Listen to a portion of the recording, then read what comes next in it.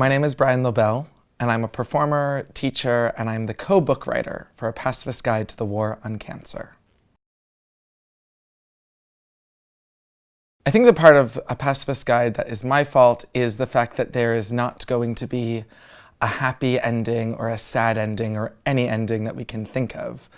I've been really passionate from the beginning that so many cancer stories are obsessed with whether a singular person lives or dies, and it doesn't give us a chance to really reflect on what actually happens when one lives with cancer. So I would say that the lack of narrative clarity is in part my fault. I was diagnosed with cancer in 2001, started writing about it immediately, not because I wanted to become a performer who made a work around cancer, but because I wanted to chart my experience with cancer, entering this new world that felt really strange. And for many years I felt guilty, still thinking about cancer when I didn't have it in my body. But then I realized that people actually have to stay engaged with this identity and with this topic, which most people are focused on going back to normal. And I realized that there is no normal, and I was never normal to begin with, but I certainly didn't go back to being normal. So I wanted to stay engaged with it. So my relationship with cancer is that I write myself about my own experience with cancer.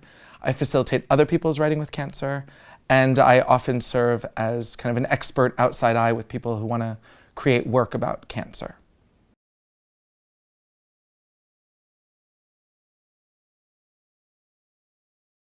My advice to people once they're diagnosed is just be gentle with themselves. You don't need to be okay tomorrow. You don't need to be happy with your scars or your bald head tomorrow. You can be happy with them in a few months' time, and you can allow yourself to be sad for a little while. I think it's that you just need to be gentle with yourself and not worry about being perfect immediately, and knowing that your body will get you there.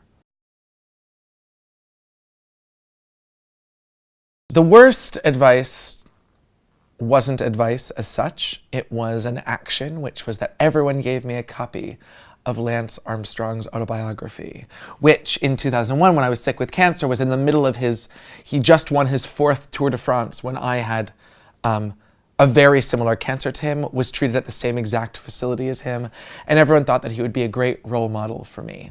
So the stupidest thing that people did was that they presumed what I was worried about, and they presumed what would inspire me. And when that happens, you feel not looked at as a person. You get looked at as cancer. My poor body, my poor, poor body.